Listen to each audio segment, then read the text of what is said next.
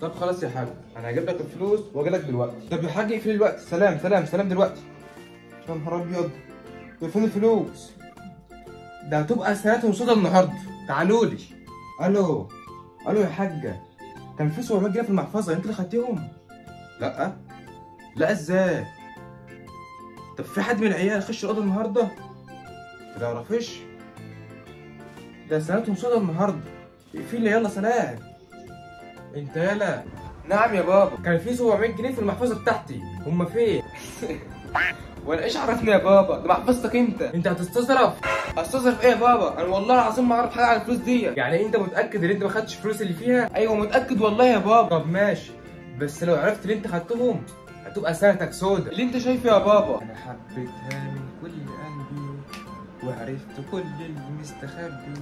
انت زفت يا لؤى. ايه يا بابا؟ فين يالا 700 جنيه اللي كانوا في المحفظه بتاعتي؟ ما اعرفش يا بابا. ازاي يالا ما تعرفش؟ هقول لك ازاي. هي المحفظه دي بتاعت مين؟ بتاعتي. طب والفلوس اللي فيها بتاعت مين؟ بتاعتي برضه. والمحفظه بتبقى مع مين على طول؟ بتبقى معايا انا. طب خلاص، انا ايش عرفت بقى فين الفلوس؟ طب تمام، يعني ما حدش فيكم عايز يقول لي مين اللي خد الفلوس. طب حصلني على بره. ماشي، جاي وراك اهو. وانتوا كمان اللي لسه بيتفرج على الفيديو يعمل لايك وكومنت حلو يشجعني فيه، واهم حاجه تعمل سبسكرايب وتفعل زر الجرس عشان اول ما انزل فيديو يجي لك اشعار بيه. احلى اخوات في الدنيا. يلا يلا. الو ايه يا حاجه؟ عيلك الاتنين دول اللي خد منهم الفلوس ليلته النهارده طيب.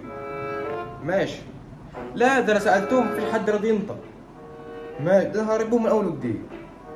يلا سلام، اقفلي يلا اقفلي.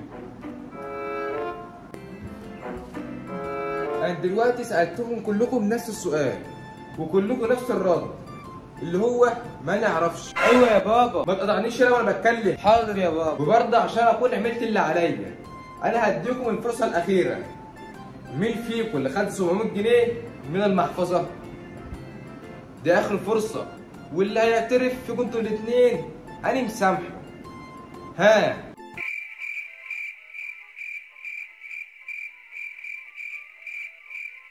ما تردوا.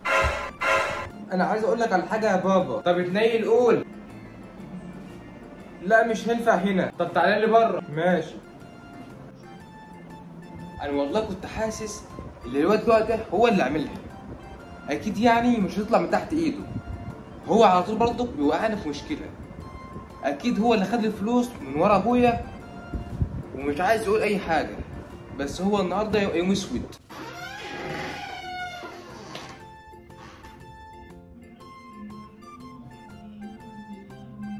ايه بقى انت عايز ايه؟ بص يا بابا،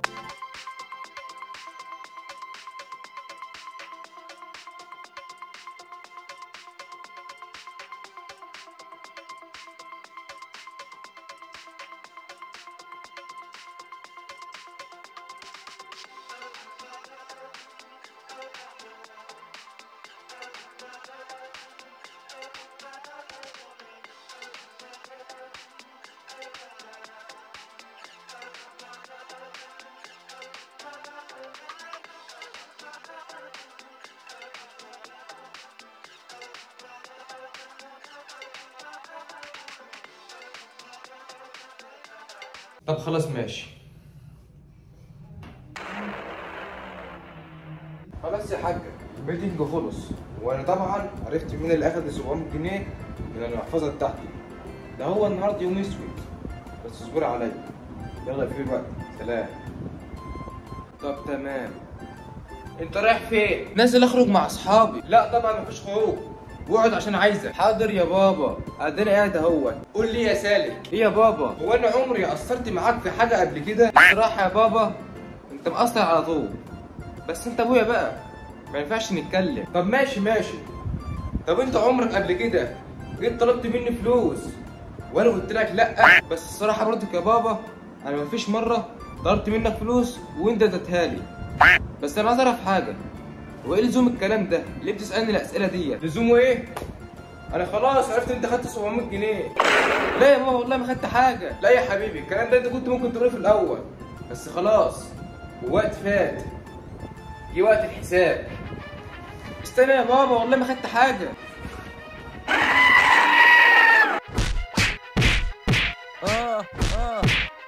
انا هربيك من الاول وجديد. انا استنى يابا والله ما خدت حاجه.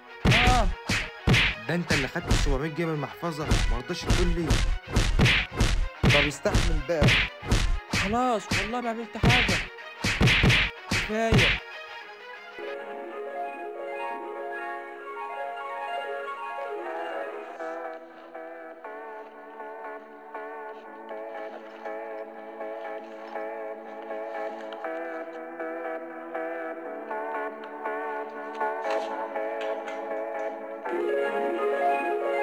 انا عايز ينتقم من الناس. ما يعرفش مين ولا ايه؟